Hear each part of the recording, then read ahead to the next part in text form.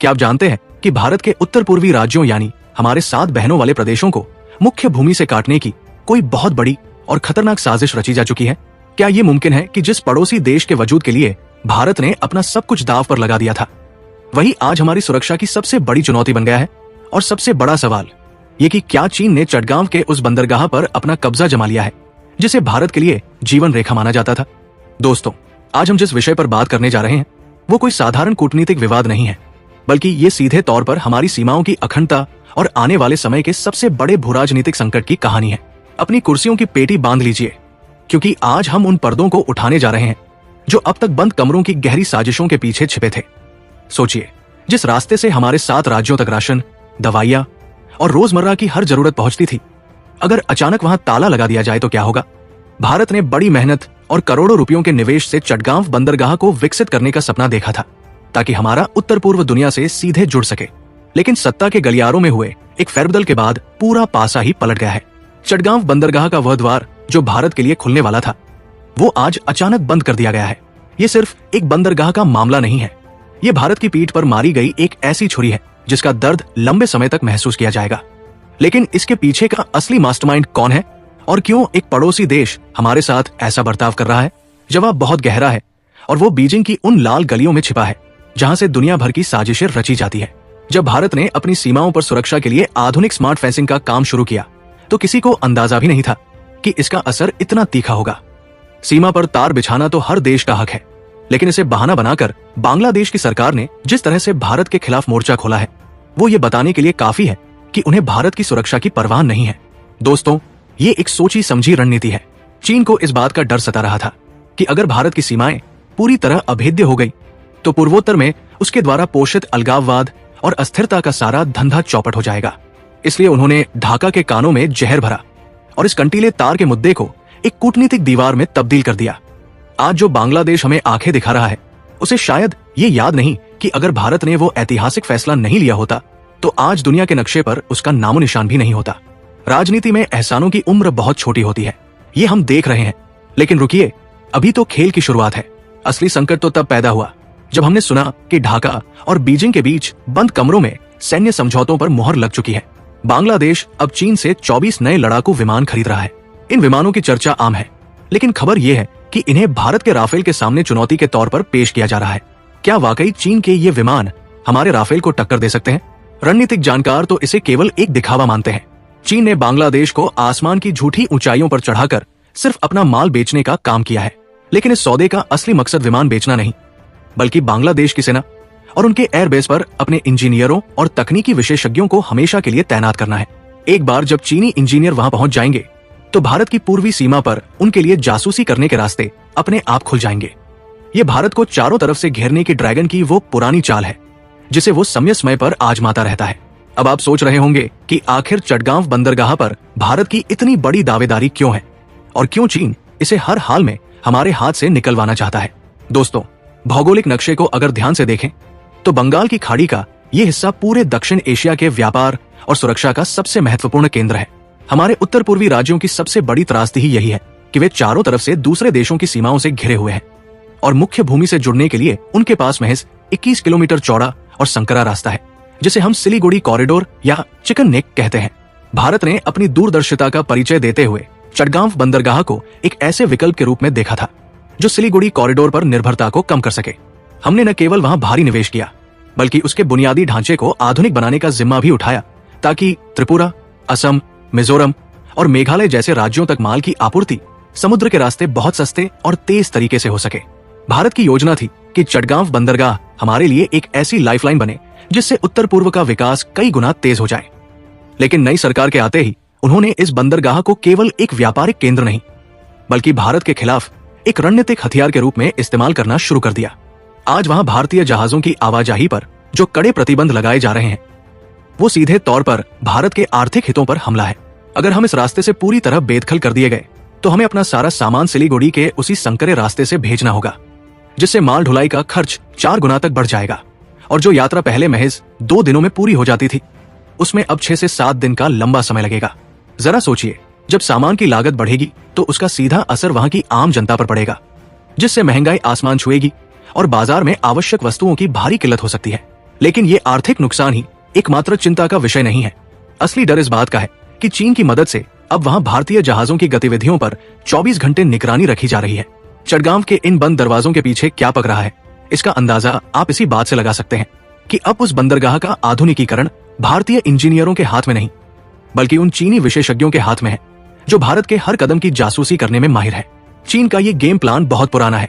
वे पहले किसी देश को बड़े बड़े वादों के साथ भारी कर्ज के जाल में फंसाते हैं, और फिर जब वो देश कर्ज नहीं चुका पाता तो उसकी सबसे कीमती संपत्ति को अपने कब्जे में ले लेते हैं। श्रीलंका का हम्बनटोटा बंदरगाह इसका सबसे बड़ा और कड़वा उदाहरण है, जहां आज चीनी सेना के जहाज खुलेआम लंगर डालते हैं। बांग्लादेश की सरकार इस वक्त उसी आत्मघाती रास्ते पर चल रही है। उन्हें लग रहा है कि चीन से मिलने वाले लड़ाकू विमान और भारी आर्थिक पैकेज उन्हें भारत के दबाव से मुक्त कर देंगे, लेकिन वे ये भूल रहे हैं कि चीन कभी भी किसी का मित्र नहीं होता। वो सिर्फ अपने साम्राज्य को फैलाने के लिए देशों को मोहरे की तरह इस्तेमाल करता है। आज जो चटगांव का द्वार भारत के लिए बंद किया गया है, कल वही बंदरगाह चीनी पनडुब्बियों का अड्डा बन जाएगा, जिससे सीधे तौर पर भारत के पूर्वी समुद्री तट की सुरक्षा खतरे में पड़ जाएगी। चीन की मंशा साफ है, वो भारत को दक्षिण एशिया में घेरना चाहता है ताकि अंतर्राष्ट्रीय मंचों पर भारत की बढ़ती ताकत को रोक सके। अब सवाल ये उठता है कि क्या भारत इस कूटनीतिक धोखे को चुपचाप सहता रहेगा? क्या हमारा देश अपनी सुरक्षा के साथ हो रहे इस खिलवाड़ को बिना किसी ठोस जवाब के देख सकता है? इतिहास गवाह है कि भारत ने कभी अपनी सीमा का विस्तार करने की कोशिश नहीं की, लेकिन यदि कोई हमारी सुरक्षा की घेराबंदी करने की साजिश रचेगा तो भारत उसे मुंहतोड़ जवाब देना भी जानता है। वहां से आ रही जमीनी रिपोर्टों के अनुसार गांवों और कस्बों में ये चर्चा आम हो चुकी है कि भारत अब सिर्फ अपनी सरहद की रक्षा नहीं कर रहा, बल्कि सीमा पार रह रहे अपने लोगों के अधिकारों के लिए भी मजबूती से खड़ा हो चुका है।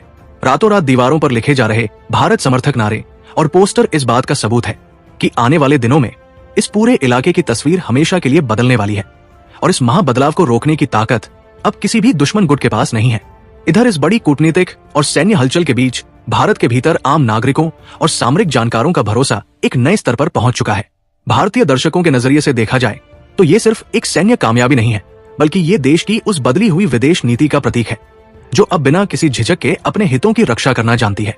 सालों से रक्षात्मक मुद्रा में रहने वाले देश ने जब इस बार आगे बढ़कर कदम उठाया तो उसने दुनिया को ये साफ संदेश दे दिया कि भारत अब अपनी संप्रभुता से कोई समझौता नहीं करेगा। टीवी चैनलों से लेकर सोशल मीडिया के गलियारों तक हर जगह इस बात की चर्चा है कि कैसे एक मजबूत राजनीतिक इच्छा शक्ति ने देश के जवानों को सीमा पार जाकर अपनी ताकत दिखाने और देश का गौरव बढ़ाने की खुली छूट दी है। इस पूरे घटनाक्रम ने देश की आंतरिक राजनीति और सुरक्षा ग्रिड को भी एक नई दिशा में मोड़ दिया है। भारत के गृह मंत्रालय और खुफिया एजेंसियां इस वक्त देश के भीतर किसी भी तरह की अप्रिय घटना या सीमा पार से होने वाली संभावित साजिशों को नाकाम करने के लिए पूरी तरह सतर्क है। जम्मू कश्मीर से लेकर देश के अन्य संवेदनशील राज्यों में सुरक्षा व्यवस्था को कड़ा कर दिया गया है ताकि सीमा पर चल रहे तनाव का फायदा उठाकर कोई भी राष्ट्र विरोधी ताकत देश के माहौल को खराब न कर सके। देश की जनता भी इस समय पूरी तरह से सेना के पीछे खड़ी दिखाई दे रही है, और ये एकजुटता ही इस समय भारत की सबसे बड़ी ताकत बनकर उभरी है, जिसने दुश्मनों के मनोवैज्ञानिक दबाव बनाने के हर पैंतरे को पूरी तरह से विफल कर दिया है। सामरिक विशेषज्ञों का मानना है कि नीलम घाटी और उन 3 पहाड़ी क्षेत्रों पर भारतीय चौकियों का मजबूत होना भविष्य के युद्ध कौशल में एक बहुत बड़ा निर्णायक मोड़ साबित होने वाला है। इन ऊंचाई वाले इलाकों से भारतीय सेना न सिर्फ दुश्मन की हर हरकत पर 24 घंटे पैनी नजर रख सकती है, बल्कि वहां से होने वाली किसी भी घुसपैठ को उसकी शुरुआत में ही कुचलने की क्षमता भी हासिल कर चुकी है। ये सामरिक बढ़त इसलिए भी अहम है क्योंकि अब तक चीन और पाकिस्तान जिस गलियारे का इस्तेमाल भारत को घेरने के लिए करते थे, उस रास्ते पर अब भारत की मजबूत चौकसी तैनात हो चुकी है। रणनीतिक हलकों में इसे ड्रैगन और उसके सहयोगी के खिलाफ भारत की एक ऐसी घेराबंदी माना जा रहा है जो आने वाले कई दशकों तक भारत को ऊपरी हाथ दिलाकर रखेगी। दूसरी तरफ वैश्विक मीडिया और अंतर्राष्ट्रीय थिंक टैंक भी भारत के इस नए और आक्रामक रूप को देखकर हैरान है। बड़े बड़े देशों के नीति निर्माता अब इस बात का गहराई से अध्ययन कर रहे हैं कि कैसे भारत ने बिना किसी बड़े अंतर्राष्ट्रीय टकराव के इतनी बड़ी कार्रवाई को अंजाम दे दिया और वैश्विक मंच पर अपनी दलीलों को इतनी मजबूती से रखा कि कोई भी खुलकर भारत का विरोध नहीं कर पा रहा है। अमेरिका और यूरोपीय देशों के कूटनीतिक गलियारों में ये माना जा रहा है कि भारत अब एशिया में एक ऐसी महाशक्ति बन चुका है जो अपनी सुरक्षा के लिए किसी और के भरोसे नहीं बैठा रहेगा। ये बदलती हुई वैश्विक धारणा भारत के लिए एक बड़ी कूटनीतिक जीत है, जिसने चीन के उस अहंकार को भी तोड़ दिया है जो खुद को इस पूरे क्षेत्र का एकमात्र मालिक समझता था। इस पूरी कहानी का सबसे खूबसूरत और भावुक पहलू वह है जो इस समय उस जमीन के अंदर से निकलकर सामने आ रहा है। वहां के आम लोग जो सालों से बुनियादी सुविधाओं, आजादी और सम्मान के लिए तरस रहे थे, अब भारत की तरफ उम्मीद भरी नजरों से देख रहे हैं।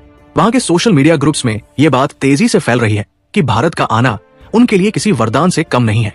युवा और बुजुर्ग खुलकर ये कह रहे हैं कि वे उस दमनकारी शासन से मुक्ति चाहते हैं जिसने उन्हें सिर्फ एक मोहरे की तरह इस्तेमाल किया।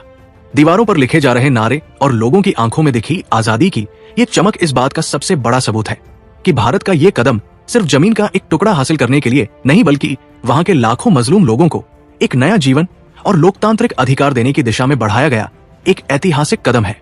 इधर इस अभूतपूर्व सैन्य पराक्रम और कूटनीतिक जीत के बाद देश के भीतर नीति निर्माताओं और रणनीतिकारों ने एक बहुत बड़ी योजना पर काम करना शुरू कर दिया है।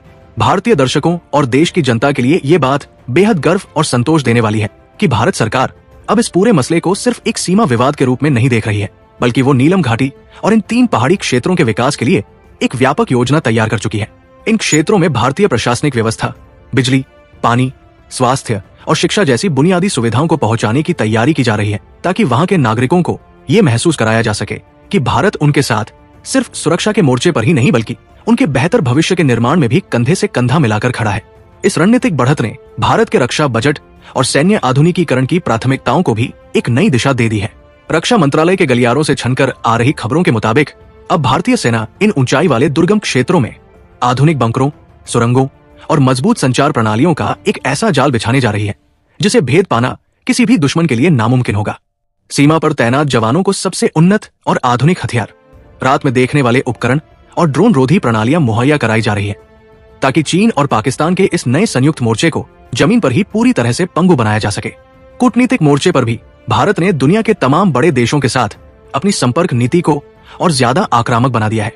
भारतीय विदेश मंत्रालय के दूतों ने वैश्विक राजधानियों में जाकर मित्र देशों को जमीनी हकीकत से रूबरू कराना शुरू कर दिया है, जिससे चीन के उस दुष्प्रचार की हवा पूरी तरह से निकल गई है जिसमें वह भारत को एक आक्रामक देश के रूप में पेश करने की कोशिश कर रहा था।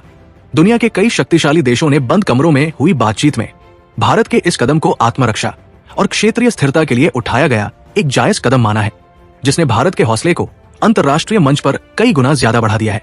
वहीं दूसरी तरफ चीन और पाकिस्तान के खेमे में इस वक्त जबरदस्त हताशा और आपसी अविश्वास का माहौल देखने को मिल रहा है। चीनी सेना के आला अधिकारी और पाकिस्तानी कमांडर इस बात को लेकर आपस में उलझ रहे हैं कि आखिर उनके इतने बड़े खुफिया तंत्र और निगरानी प्रणालियों के बावजूद भारत ने इतनी बड़ी और निर्णायक सैन्य कार्रवाई को इतनी खामोशी से कैसे अंजाम दे दिया।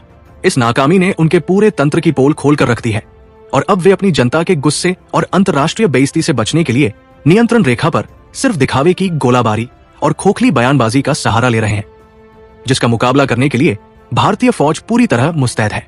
इस पूरी गाथा का जो सबसे दूरगामी और ऐतिहासिक असर होने वाला है वो है उस इलाके के बाकी हिस्सों में सुलग रही आजादी की चिंगारी का अब एक बड़ी क्रांति में बदल जाना।